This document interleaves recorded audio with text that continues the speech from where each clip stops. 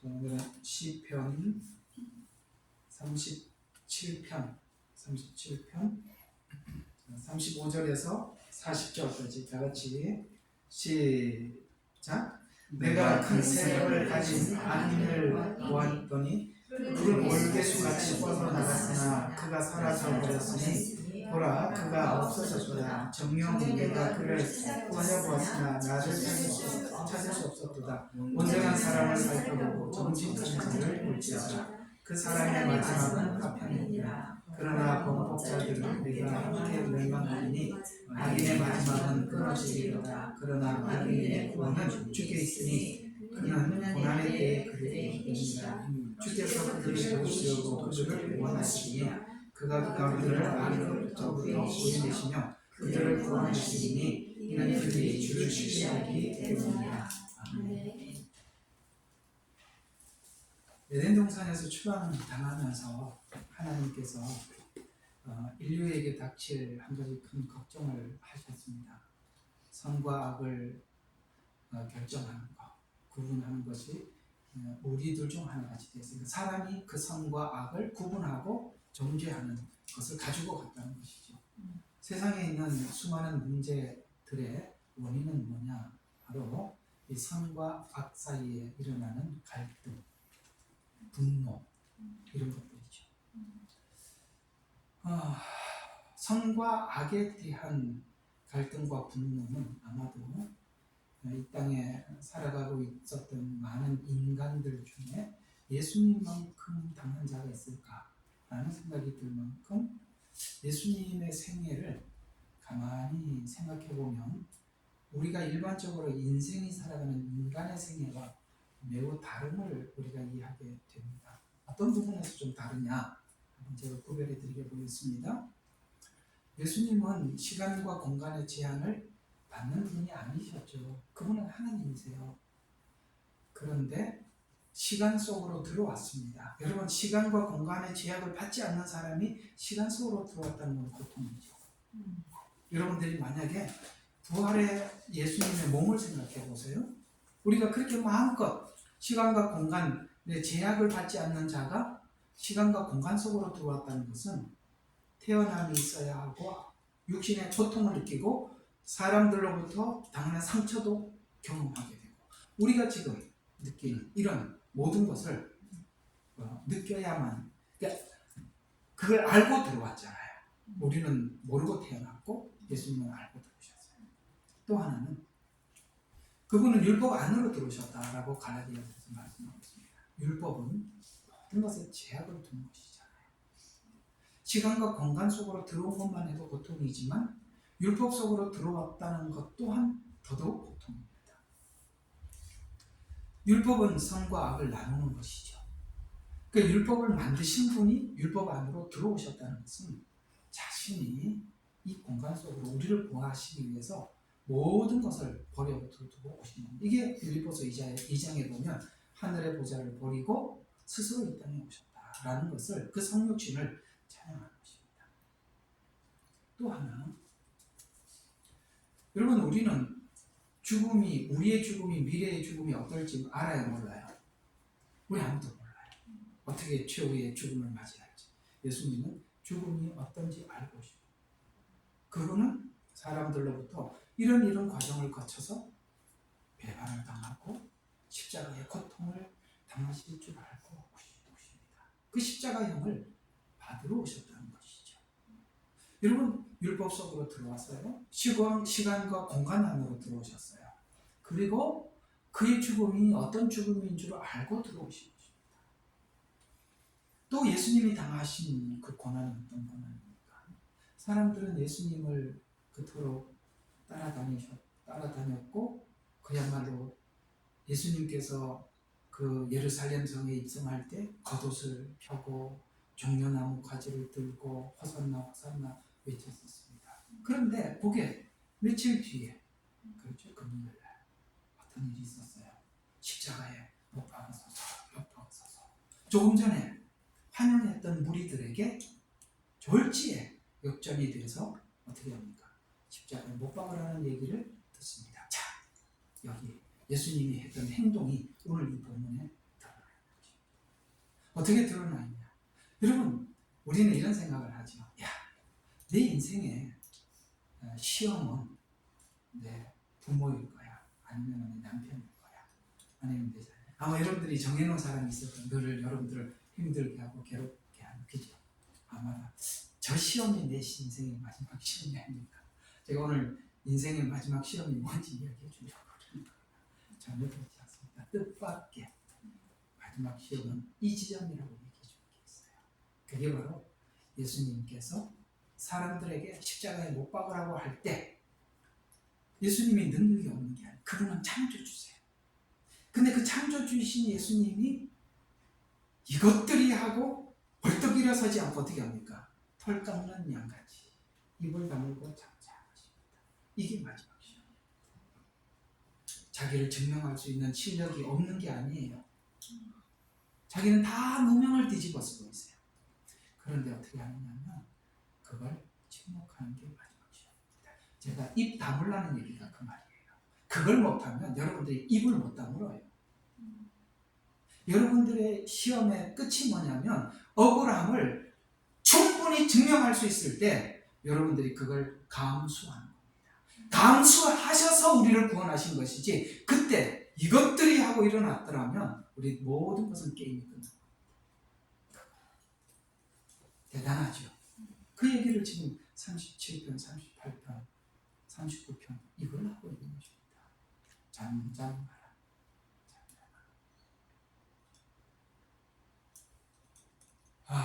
뜻밖이죠. 여기까지. 참 엄청나요. 그걸 해서 주님은 우리를 구원하신 것이. 거기서 만약에 입을 열기 시작했더라면 모든 것이 파토가 괴로운 짐을 여러분들에게 지어드려서 죄송합니다만 우리가 거기까지 가야 하는 거예요.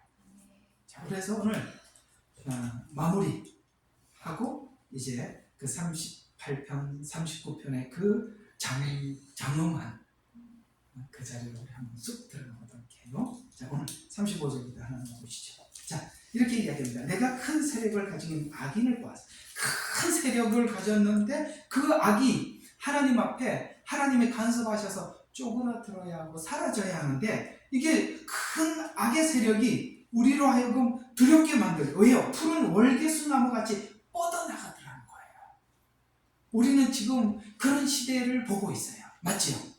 악의 세력들이 전에는 숨어서 활동하다가 드러나고 있어요.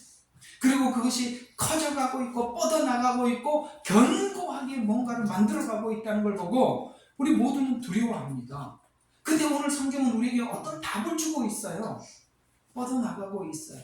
그런데 뭐라고 이야기하냐면 36절에 보니까 그가 사라져버렸으니 이렇게 얘기를 하면서 보라 그가 없어졌도다 정녕 내가 그를 찾아보았으나 찾을 수 없었다.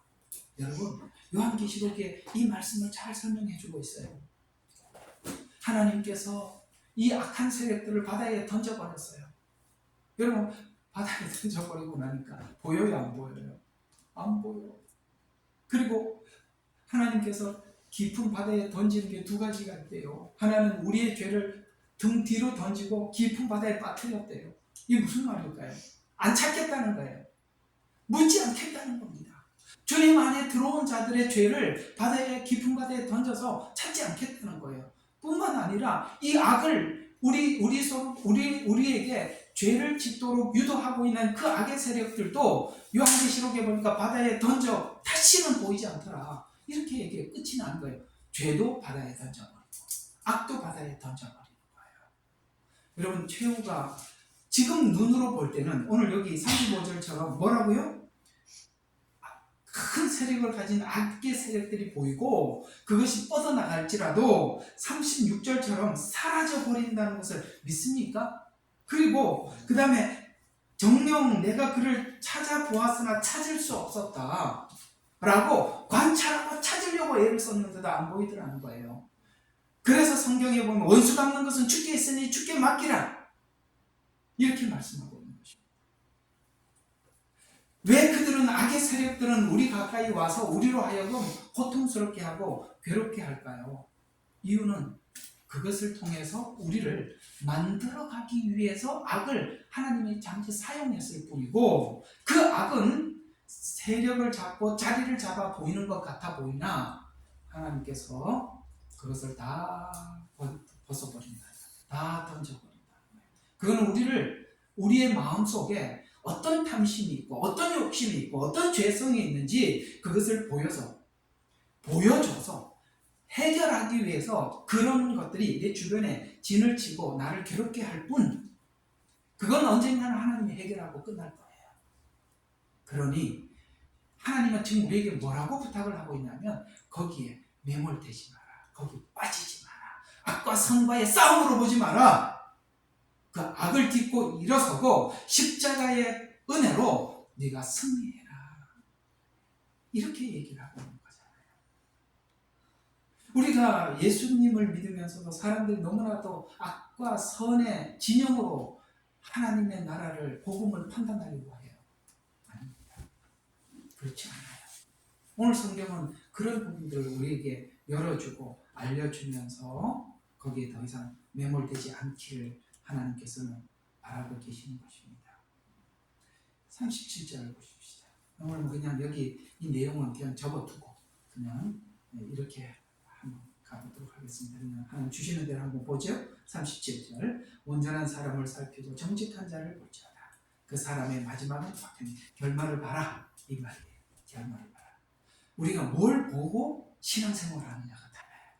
어떤 사람들은 늘 악을 보고 괴로워서 하나님 저 죽일 놈들 심판해 주세요, 이렇게 늘 보는 사람이 있고, 또 어떤 사람은 오늘 여기 뭘 보라 그래서 온전한 사람을 살펴보고 정직한 자를 보래요. 그거 보지 말고 이걸 보기도 바쁜데, 그죠?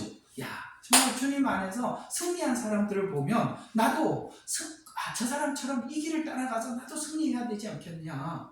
그러니까 예수님이 가는 길, 그 다음에 바울이 내가 그리스도를 본받듯이 너희도 나를 본받으라라고 한 것처럼 승리자들의 이야기를 듣고 그들이 이 악과의 전쟁에서 어떻게 싸웠으며 어떻게 승리하셨는지, 주님이 가신 길, 바울이 가는 길, 나도 그 길을 가야지, 이렇게 뭘 보라고요? 온전한 사람을 바라보고 정직한 자를 바라봐도, 그걸 봐도 우리가 시간이 부족한데 늘 그런 걸, 이게 악과 선이라는 이 대결 구도로 우리가 세상을 바라보는 순간 우리는 하나님이 우리를 통해서, 악을 통해서 하려고 하는 일을 못 본다는 거예요. 그게 사단이 잘못 보게 만드는 거예요, 말이에요. 아시겠어요? 그렇게 보지 마세요. 그건 세상 사람들이 세팅한 구조고, 우리가 정의감에 불타면 불탈수록, 성경은 정의를 이야기하는 게 아니에요. 토요일날 성경 공부할 때 좀 이야기하겠습니다만, 이 잘못된 신학이 복음을 정의, 평화 이런 식으로 만들어서 선악 구도로 바꿔놨단 말이에요. 아닙니다. 복음이 이야기하는 건 선, 악의 구도가 아니에요. 악은 필요한 겁니다. 아시겠어요? 그 악이 없이 우리가 어떻게 내 속에 있는 죄를 발견할 수가 있겠어요? 나도 악한 놈인데. 그래서 오늘 37절에 우리 뭘 보고 가자?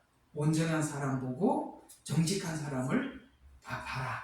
그 길로 갔더니 결국 마지막은 뭐다? 화평이다. 주님, 예수님은 어떤 제물이시죠? 화목 제물이시죠. 그러니까 예수님은 하나님과 우리 사이에 화평이신 자. 에베소서에 말씀하셨죠. 예수님 결국은 그 모든 것을 승리하고 이기셔서 하나님과 우리 사이를 화평케 하셨고, 유대인과 이방인 사이를 화평케 했고, 그죠? 부모와 자식과의 관계를 화평케 했고요, 부부와의 관계를 화평케 했고, 주님이 계시니까 이 화평의 열매가 되는 거예요. 그러니까 결국은 이걸 참고 견디고 승리한 자들이 어디로 가더라? 화평으로 가더라. 근데 그 다음 절 보세요. 그러나 범법자들은 함께 멸망하리니 악인의 마지막은 뭐라고요? 끊어지리라. 자, 화평, 그 다음에 끊어짐, 이 둘을 비교해보라는 거예요. 뭘 보느냐 이거죠. 우리가 자꾸 악을 보면 결국은 끊어지는 걸로 끝이 나는 거예요. 나도 그렇게 되는 거예요. 악을 비평하다 나도 악인이 된다는 거 모르세요? 맞나요? 네. 맞습니다. 예. 그래서 시편은 처음부터 뭐라고 시작했어요? 복 있는 사람은 악인의 길을 쫓지 아니하고 죄인의 길에 서지 않고 그게 안 속는다는 거예요. 오만한 자들의 자리에 앉지 않고 쑥 빠져나와서 어디로 간다고요? 쑥 빠져나와서 신의 물가에 하나님의 말씀에 내 심지를 거기다 심어서 거기서 공급받는 거예요. 거기서 공급받는 거예요. 그런데 안 앉히고. 그래서 진짜 복 있는 사람들은 우리가 모였을 때 이야기 주제를 뭘로 하느냐가 너무 중요한 거예요. 내가 옛날에 이게 전도사 때 촬영 운영을 하면 나중에 보니까 제가 한 가지 발견한 게 있어요. 교회 이제 옛날에 봉고차로, 요즘은 자가용이 있어요. 차 타고 오잖아요. 옛날에는 다 교회 차로 운행을 했지 않습니까? 근데 그 운행을 하면서 제가 느낀 게 뭐냐면 그 교회 차량을 운전하는 운전수가 누구냐가 너무 중요해. 목사님 설교보다 그게 더 영향이 크거든요. 왜냐하면 집에 가면서 차 안에서 한 이야기, 그 이야기가 무슨 주제인가 너무 중요해. 왜냐하면 사람들이 설교는 잘 몰라, 기억을 못하는데 차 안에서 한 이야기는 남아있어요. 그래서 이게 영성이 없는 사람이 차량 운전을 하니까 교회가 완전히 엉망이 되더라고요. 이야기 주제를 뭘로 잡는, 꼭 그 교회 불만이 있는 사람이 오늘 설교 딱 비평하는 거야. 차 타고 가면서 내릴 때까지. 그럼 거기 분위기가 다 거기 입사해. 이해가 가요? 여러분, 그런 자리에 뭐 하지 마라? 앉지 마라, 서지 마라? 아시겠어요? 네, 그 자리를 피하라는 거예요. 오늘 뭘 보고 가느냐? 오늘 우리에게 묻잖아요? 화평이냐? 끊어지냐? 열매를 보라는 거예요. 그 다음 절 보세요. 39절. 그러나 의인들의 구원은 누구에게 있더라? 주님의 시간에 있다는 거예요. 주님께 있어요. 아멘. 그래서 로마서 5장 1절부터 5절까지 환난은 인내라는 것은 시간을 요한다는 거예요. 그 어떤 시간. 인내는 인내하면서 연단을 받아요. 연단은 뭐예요? 소망을. 그래서 우리가 받은 구원은 지금 이미 받았지만 소망 중 기다리는 거예요. 오케이? 예. 그 기간 동안 하나님은 어떤 우리의 죄성을 치료하는 과정 속에 인내하라는 겁니다. 그래서 이 모든 결정은 누가 한다? 됐다, 안 됐다, 더 해야 된다. 이거 누가 한다? 주님이 하신다. 39절. 의인들의 구원은 주께 있으니 그는 고난의 때에 그들의 힘이시라. 그 인내하는 과정 속에 하나님만이 힘이 되시고, 그래서 평생 하나님을 의지하도록 하시는 거예요. 그래서 성경은 이렇게 이야기합니다. 하나님의 말씀이 떨어진 모든 사람들에게 그것이 씨앗이 땅에 떨어지면 형체가 없어져야 되잖아요. 없어져야 하고, 그 다음에 싹이 나야 하고, 그 싹이 나자마자 열매가 나는 게 아니라 자고 깨고 하는 중 시간이 필요하다. 밤도 필요하고, 인생의 고난의 때도 필요하고, 또 하나님께서 그 고난을 지속하는 게 아니라 때로는 그 위로도 해주시고, 그래서 또 일어서서 된 줄 알았는데 위로를 조금 받으면 또 우리가 된 줄 착각하잖아요. 그럼 또 하나님이 다시 또 일어나서 이런 일들을 반복해서 그레이프로 보면, 여러분 이제 이게 보이죠? 이렇게 돌면서 올라가는 그 사사기처럼. 사사기는 이렇게 하면서 내려가는데 우리는 이렇게 하면서 올라가는 거예요. 그래서 어느 날 보면 자고 깨고 하는 중에 내가 보면 지난 날보다 이만큼 성숙해 있는 나 자신을 보는 거예요. 주님 손 안에 있을 때. 아시겠죠? 그렇게 잘하는 거예요. 여러분, 우리가 풍선을 타고 올라가듯이 순식간에 수직으로 상승하는 게 아니라 내려갔다 올라갔다 내려갔다 올라갔다 그렇게 올라간대요. 그러니 어떤 사람이 쭉 올라간 줄 알았는데 내려오는 거 보고 실망하지 마세요. 좀 있으면 또 올라갈 거예요. 아셨죠? 네, 그래서 우리 하나님은 그렇게 하신답니다. 그게 사사기 이야기예요. 근데 사사기는 그렇게 계속 내리막으로 내려가지요. 그렇죠? 근데 사도행전에 보면 사도들은 올라가잖아요. 그 차이가 율법이 자기를 다스릴 때와 은혜가 다스릴 때 차이예요. 힌트로 지나갑니다. 40절. 이제 그래서 그 긴 37장을 마쳐보려고 합니다. 주께서 그들을 도우시고 그들을 구하시리라. 그가 그들을 악인으로부터 구해내시며 그들을 구원하시리니 이는 그들이 주를 신뢰했기 때문에. 그래서 끝까지 뭐 하라고요? 주를 신뢰하라는 거예요. 근데 보세요. 누가 구원하는? 주께서 그들을 도우시고 그들을 구원하시니 그가. 여러분 성경의 주제가 누구예요? 3인칭이에요. 구원의 주체가 내가 아니래요. 그가. 우리 그래서 자꾸 내가 강조하는 게 우리 요한복음 3장 16절에 중요한 게 어떤 단어라고. 다시 한번 시작. 하나님이 세상을 이처럼 사랑하사 독생자를 주셨으니 이는 저를. 주제가 주인공이 누구? 저를. 그가. 요한복음은 그는 하나님이다. 주제잖아요.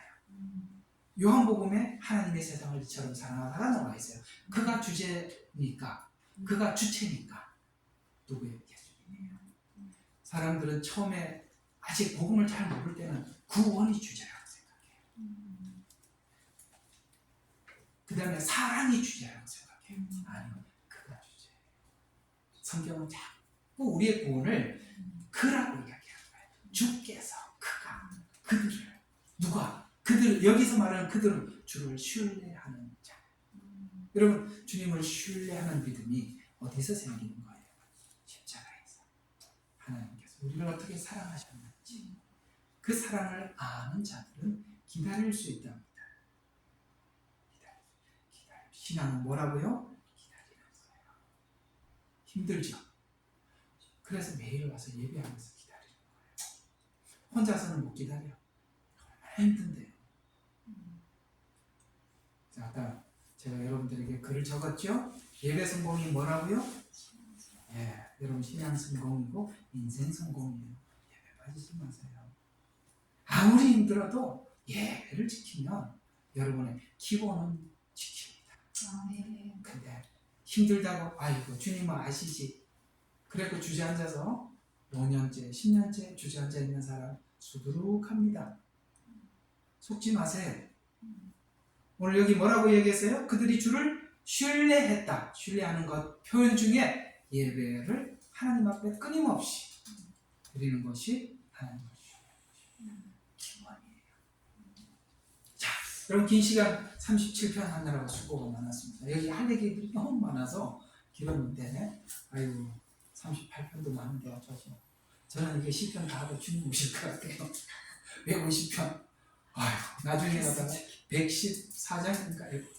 거기 말씀 그게 얼마나 길어요? 150절까지 119편 맞아요. 119편. 그것만 해도 이게 성경 한 권 차지를 하는데 이거 어떻게 주님 오시기 전에 다 하실지. 그래도 뭐 하죠. 그렇죠. 우리 내적 전쟁은 끝이 없으니까 할 말들이 많으니까 38편에도 할 얘기가 많습니다.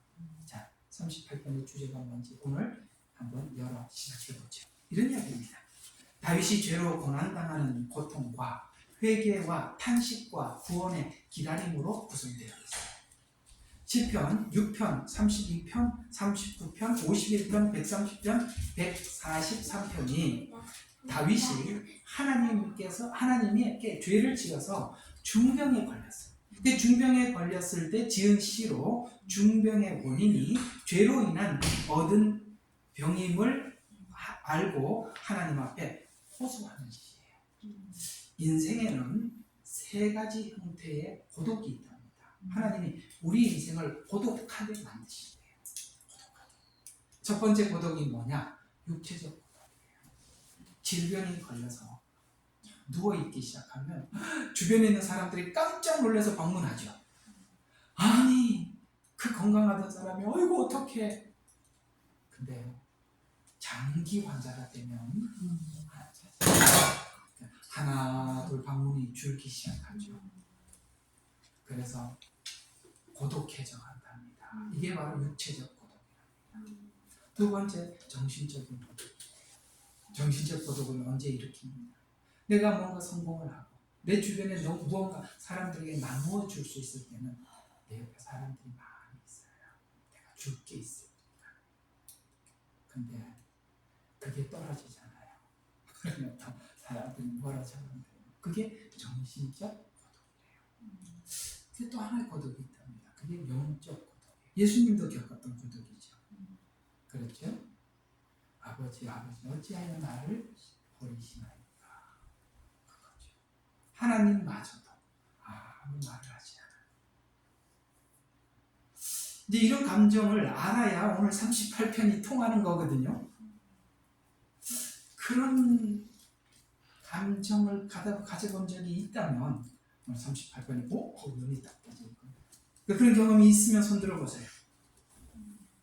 다 손 들었어요? 그러니까 이야기를 시작해보도록 합시다. 다 손 들었어. 여기 있는 게 다, 이게 좀 설교할 만하죠, 그죠? 이 초신자들 갖다 놓고 이 이야기가 어떻게 대화가 되겠어요? 근데 성경은 이런 이야기를 다루고 있다는 게 놀랍지 않아요? 예, 우리는 그저 나 혼자 이게 뭐지? 이렇게 생각했는데 성경은 답을 주고 있었어요. 이런 일이 있대요. 없는 게 아니래요.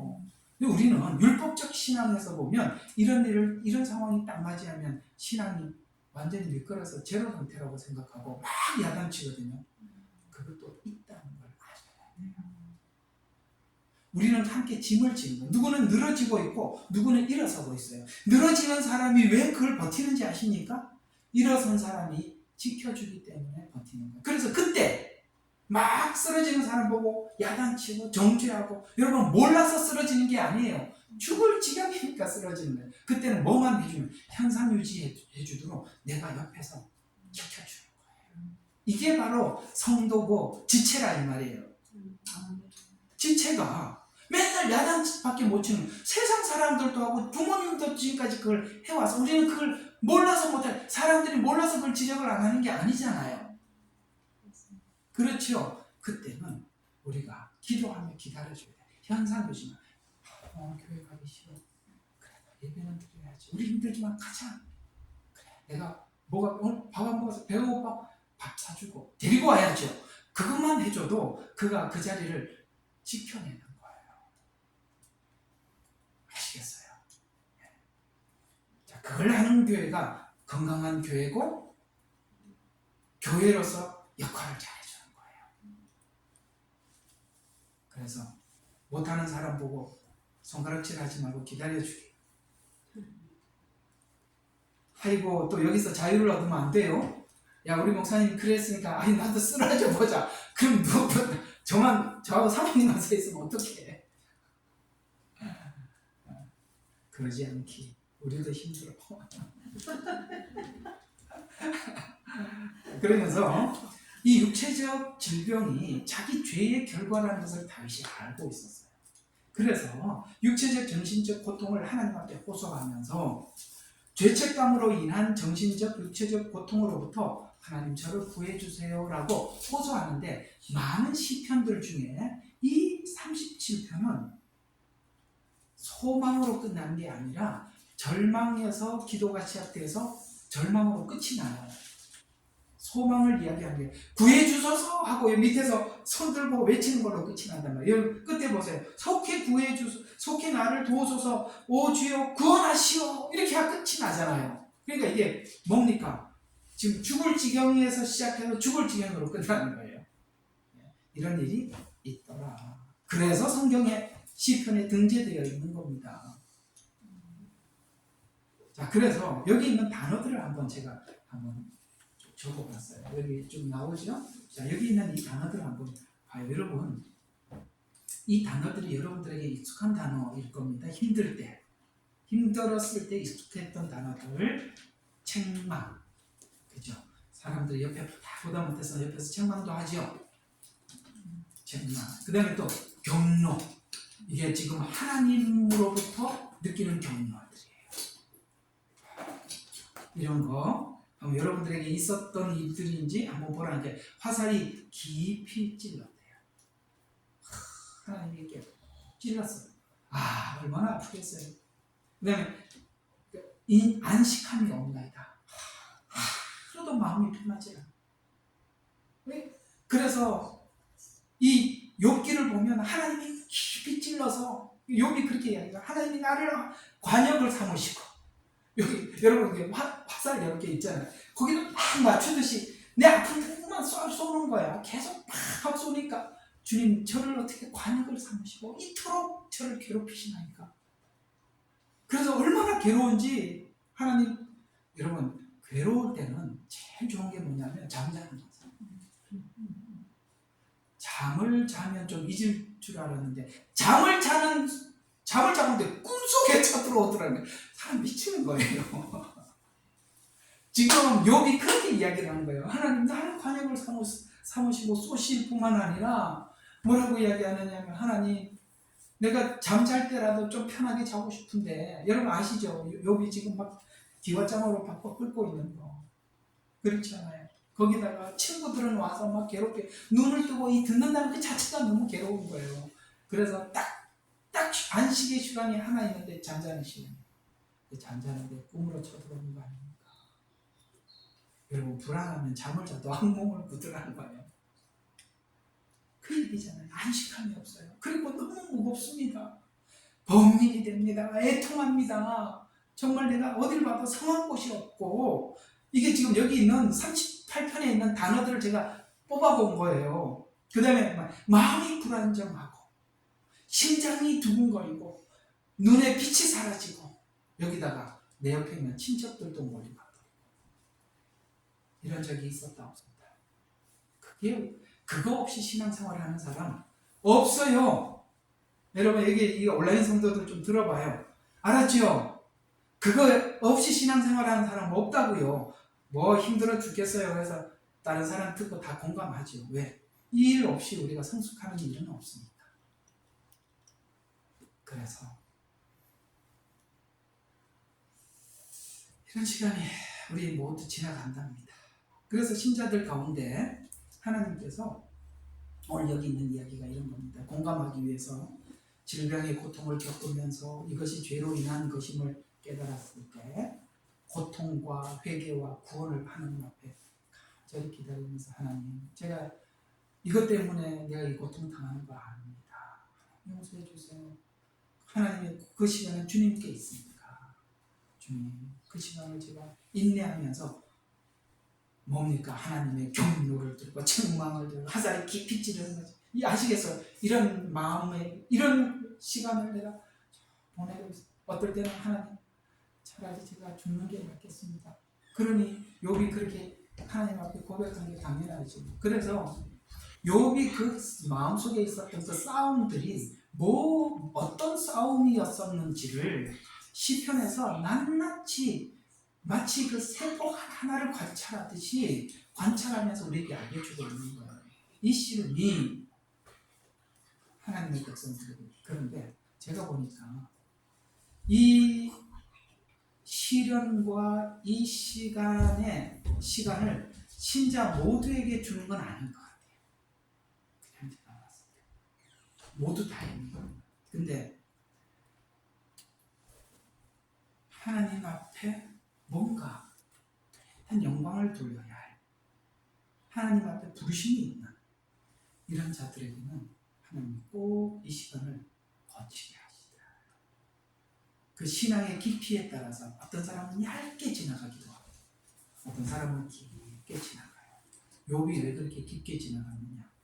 하나님이 욥을 인정을 했잖아요. 하나님이 인정하는 것을 사람들에게 인정받게 하잖아요. 네가 욥을 봤느냐? 그죠? 이처럼 하나님을 경외하는 자 없다. 하나님이 그걸 인정을 하는 것을 실제 삶을 통해서 사람들에게 인정하기 위해서, 여러분 고치기 힘든 신자가 누구냐면, 정말 고치기 힘든 신자가 누구냐면 욥의 새 친구 같은 사람은요 안 바뀝니다. 자기 주관이 너무 뚜렷해요. 그런데 그 주관이 하나님 보시는 관점에서 옳지 않은 게 많이 있어요. 맞죠? 굉장히 율법적이에요. 그렇기 때문에 이 사람 사람처럼 깨트리기 힘든 사람이 없어요. 그 사람은 설명으로 깨트리는 게 아니라 욥처럼 하나님 앞에 믿음을 가지고 그 시간을 인내해서 하나님 앞에 인정받는 걸 봐야만이 자기가 틀렸다는 걸 알아요. 야, 제가 목회를 해보니까 제일 힘든 사람이 욥 친구들이더라고요. 그 사람들은 굉장히 자기 주관에 뚜렷해요.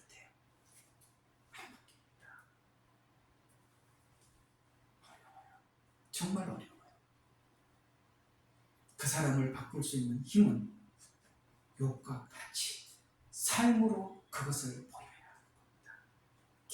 오늘 여기 이 단어들은 욥기 전체에 계속 등장하는 단어들이에요. 공통점입니다. 그래서 자신을 해하려는 적들에 대한 염려로 심신이에요. 그래서 계속 공격을 하는 거예요. 그래서 심신이 약해져 있어요. 이제 다음 장에 가보면 분노가 그게 다르거든요. 다윗이 이 막 공격을 해요. 분노가. 그런데 거기서 뭘 해서 이기는지 아세요? 침묵해서 이깁니다.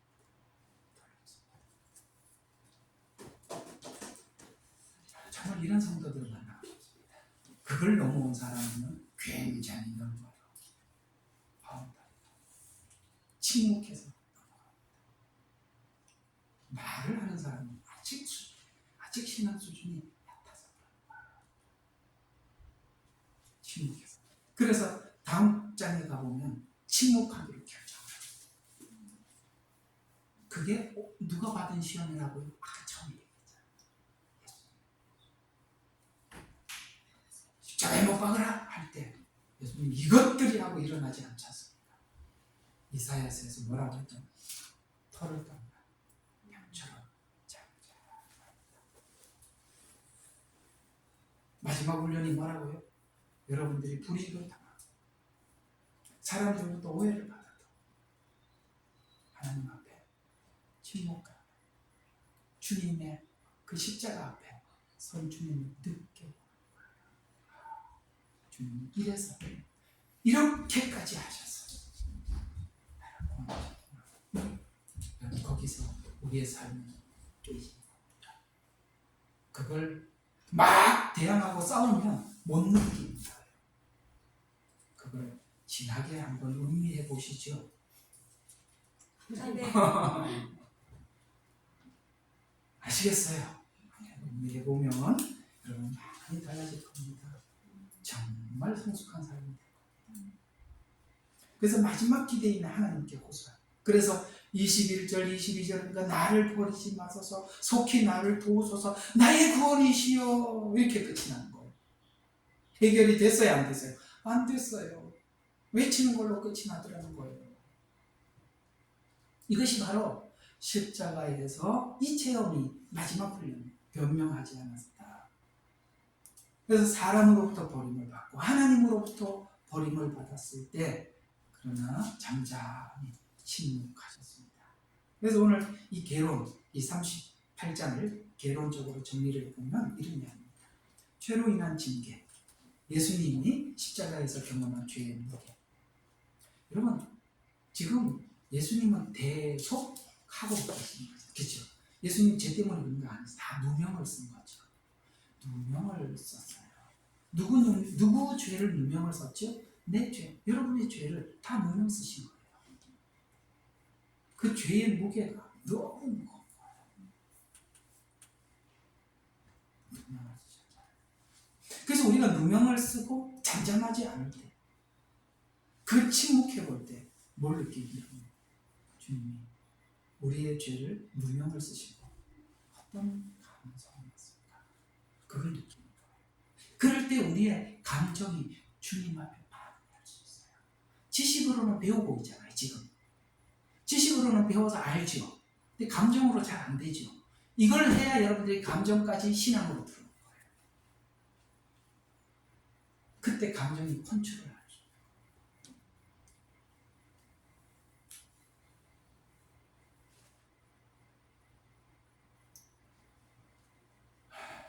참 저도 설교를 하지만 참 이게 주님의 마음이 이게 마음에 참 느껴지기도 하고 우리가 왜 이걸 못 넘어갔나 이런 아쉬움도 막 교감하고 여러분들도 그렇죠? 하나님 뭔가 훈련을 시켜놨는데 또 이 상황에 와서 꼭 뱉어서 지금까지 뒤집어가지고 다시 돌아가자 이렇게 왔다 갔다 한 적이 많죠? 참 홀딱 뒤집어놓고 실패했네. 근데 나중에 경계할 때는 그게 안 찾아와. 근데 잠깐 방심하면 또 그게 찾아오는데 나도 휙 뒤집어놓고 나중에 정신 차려보면 또 뒤집었네. 그죠? 이게 도대체 이게 몇 년째냐? 우리 신앙이라는 것은 지적으로 하나님 앞에 신앙 고백하는 거, 정적으로 고백하는 거, 의지적으로 고백하는 이 세 가지를 보고 신앙이라고 이야기를 해요. 근데 우리는 지적으로 이해하는 걸 신앙이라고 아니에요. 이 지가 정으로 가야 돼요. 정이 없잖아요. 그 정은 이런 주님께서 나를 위해서 당하신 고통 안에 내가 실제적인 경험을 내가 받을 때 드디어 그 정이 하나님 앞에 반응해 갈 수 있는 거예요. 그럴 때 내 의지도 서는 거예요. 근데 이상하게 지는 서는데 정과 의지가 안 서는 것은 행함이 없어서 안 되는 거예요. 행함으로 경험을 해야 되는 거거든요. 그래서 하나님께서 다윗에게 엄청난 시련을 주시는 거예요. 그걸 경험하는 겁니다. 그런데 이 다윗은 이 모든 하나님께서 주신 경험들을 하나님의 그 십자가라는 방법으로 지나가는 걸 보고 하나님이 너무 기뻐하셨던 거예요. 그래서 내가 이렇게 골리앗 때려 죽인 이야기 그만하고, 아시겠어요? 맨날 다윗 이야기하면 골리앗 때려 죽인 이야기하고 요셉 이야기하면 총리 대신 이야기밖에 못해요. 그건 결과적인 이야기지. 요셉의 위대함은 총리 대신이 된 게 아니라 마지막 형들을 용서한 것이에요. 왜 창세기가 용서로 끝이 나는데요? 그러니까 우리가 너무나도 신앙이 승리신앙에 젖어 있단 말이에요. 승리가 되기까지 십자가 져서 승리를 했다는 걸 설명하지 않고 승리만 이야기하니까 사람들이 환상에 젖어 있는 거예요. No, 그렇지 않아요. 십자가를 지나가지 않는데 어떻게 승리가 우리에게 주어집니까?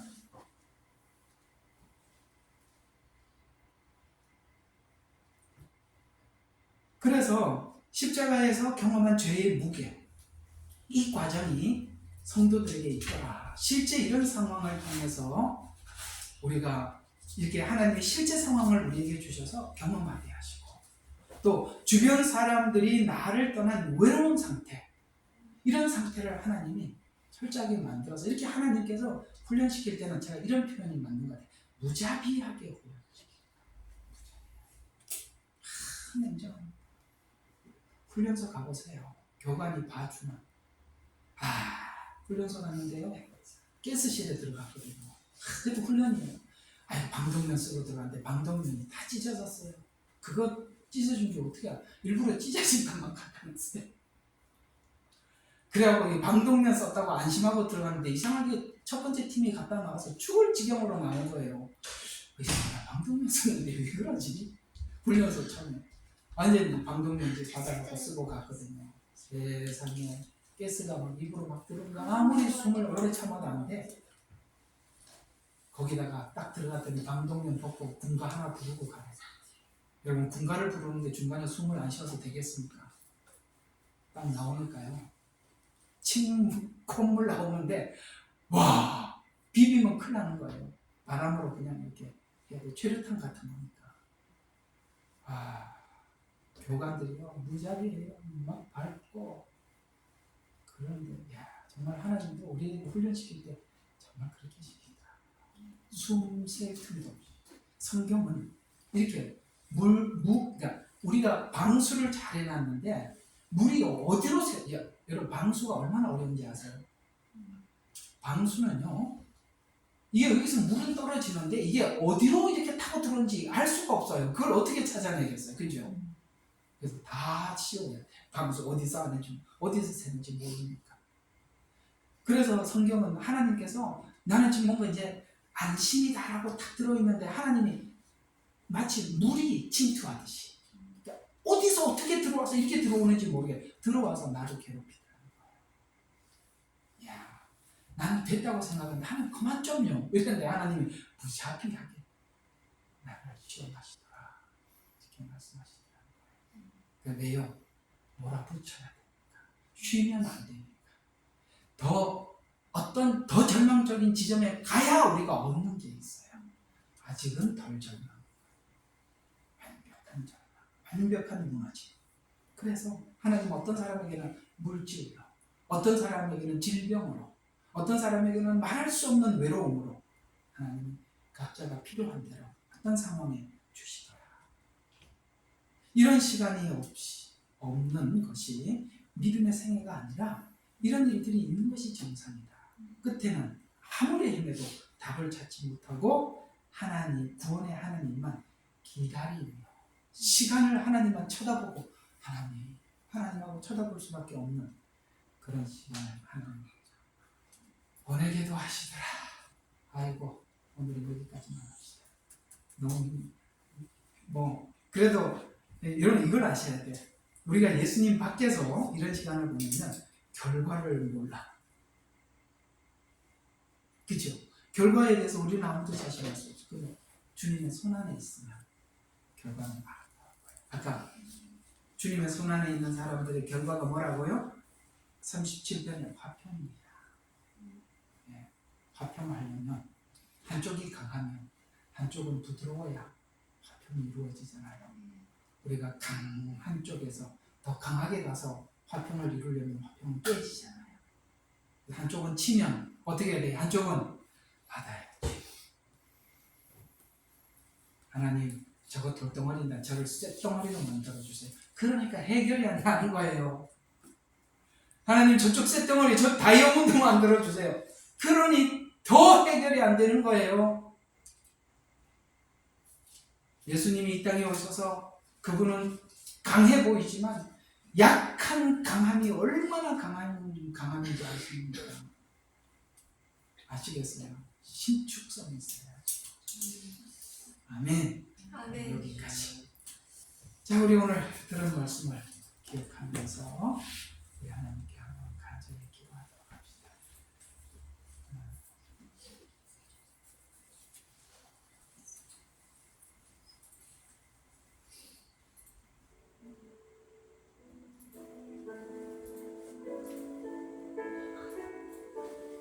그것은